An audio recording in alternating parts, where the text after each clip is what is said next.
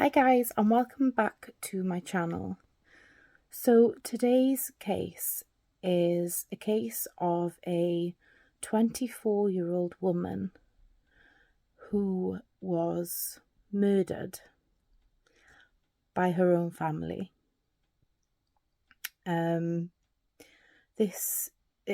was also known as in their religion as a honor killing.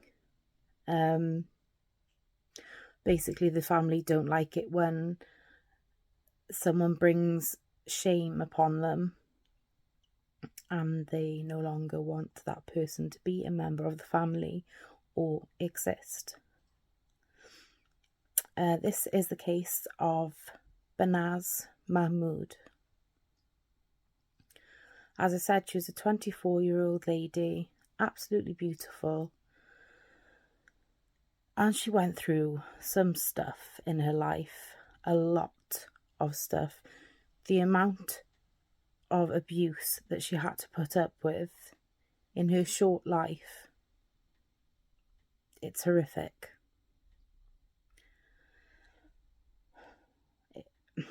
It's a very, I don't know how to explain this case. It's opened up my eyes to how different religions see things. I don't necessarily agree. Actually, I don't agree at all with what happened and these honor killings. I don't agree with that.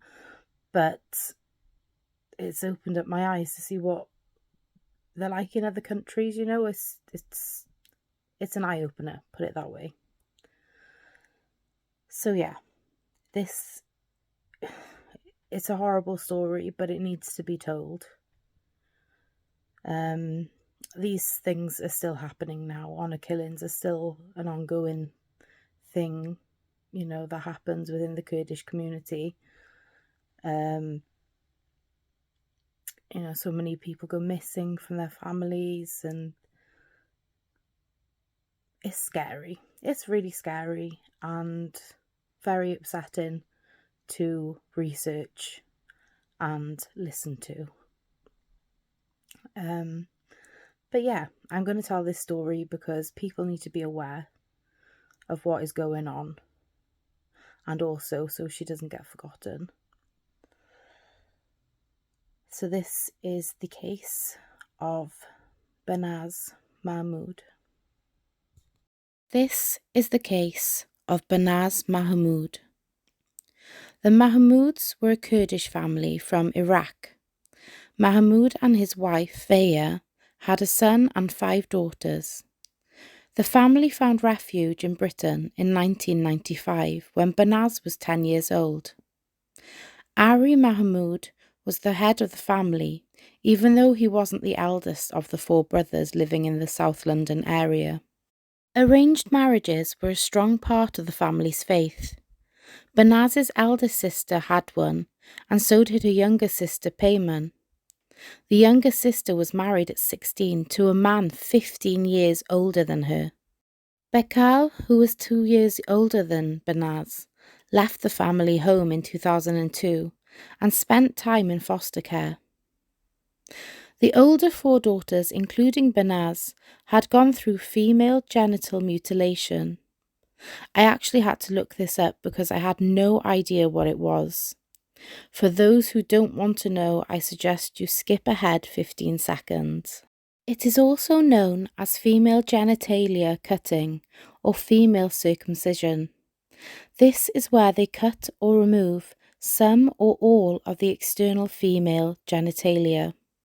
Bekal, Banaz's older sister, reported that she had gone through physical abuse and threats because she was mixing with people that her family didn't approve of, and because she wanted to style her hair and wear fashionable clothing. She said that an attempt was made to kill her, and her father threatened to kill her mother, sisters, and himself if she didn't come back home. Bekal was too scared to go back home. She lived in hiding constantly, moving from place to place, never leaving the house without wearing a full veil. The family saw Mahmoud's failure to control Bakal as weakness within the Kurdish community. At the age of 16, Banaz was forced into an arranged marriage with a man from Qualdiza, her family home. This man was 10 years older than Banaz. He was also illiterate and old-fashioned. Banaz said his mindset was something from 50 years ago.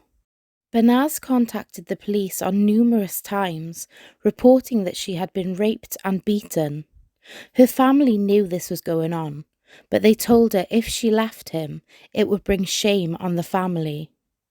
After 2 years of putting up with this, Banaz finally left and returned to the family home in July 2005. Banaz started a relationship with someone of her own choosing, called Ramat Somani. Her uncle Ari and Mohammed disappointed in her choices. They had also been told that Banaz would be staying with Ramat regardless of what they or anyone else thought. On the 2nd of December 2005, Ari held a meeting at his home. It was here that the agreement was made to kill both Banaz and Ramat for bringing shame upon the family and to the community. Banaz overhears a conversation that her mum and uncle have on the phone. Hearing the plot, she went to the police station and explained that her uncle had threatened to kill her. On the 12th of December, Banaz delivered a letter to Wimbledon police station, naming the people that were ready to kill her. On New Year's Eve, Banaz arrived at a cafe in Wimbledon. She was very distressed, so police were called. She had been drinking because her father had forced her to. He then tried to kill her. She had injuries to her hands because she had to smash a window to escape. The policewoman who interviewed Banaz was PC Angela Corns. She didn't believe what Banaz was saying. She said that she was manipulative and melodramatic. She was also going to charge Banaz for criminal damage because she broke the window trying to escape. Whilst in hospital, Ramat recorded Banaz's account on what happened on his phone, then handed it to the police. An attempt was made to kidnap Ramat Salamani on the 22nd of January. 3 of the men involved were already written on the letter Banaz had handed in. She was then scheduled to return to the police station on the 24th of January. But sadly, she would never arrive. On the morning of the 24th of January 2006, Banaz was asleep in her lounge. Her parents had gone out to take the youngest daughters to school and to go shopping. Mohammed Maridhama, Mohammed Sal Ali, and Omar Hassan turned up at the house, and according to the recordings made by Hama, the 3 of them raped and tortured Banaz for 2 hours before she was strangled with a ligature. Banaz's body was then put into a suitcase, moved to a house in Birmingham, and buried in the garden. On January the 25th, 2006, Salmani reported Banaz missing because he was unable to contact her. The police didn't take this report seriously. Her family told the police that Banaz often stayed out overnight and insisted that she was not missing at all. Ramat knew the truth, however, and kept harassing police, trying to get them to take action. The family described themselves as an easygoing, tolerant family to police, and they believed them until they found text on Soleimani's phone indicating that Mahmoud wasn't the laid-back parent he claimed to be. Banaz's father and uncle, along with others, were arrested. Banaz's sister and boyfriend testified for the prosecution.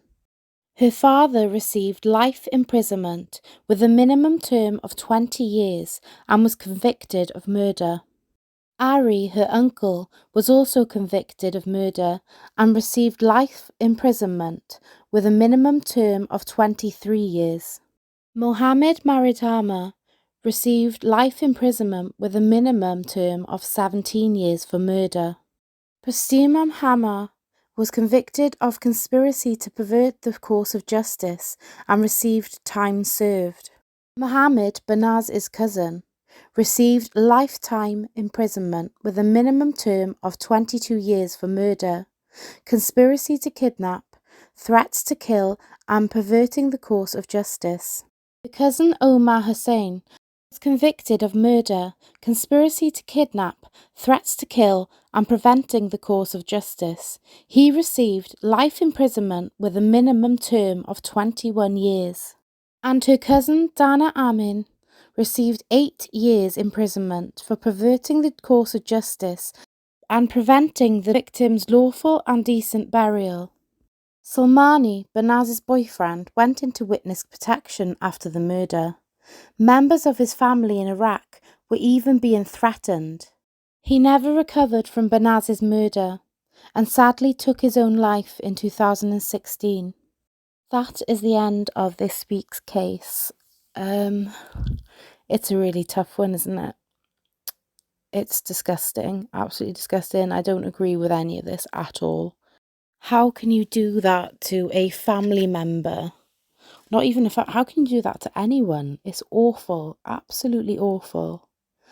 I also think that everyone should have received a higher minimum sentence. Yeah, I don't agree with that. They all should be put away for a long time. It must be really, really difficult for her sister as well. Thoughts are really with her sister and the rest of the family that actually cared about her. My thoughts are with them. Tell me what you think, guys. I don't really want to get into it because I know it's religion and stuff, and I tend to kind of stay away from that sort of thing, but it really is awful. It's absolutely disgusting. But yeah, that's it for today. I shall see you Monday.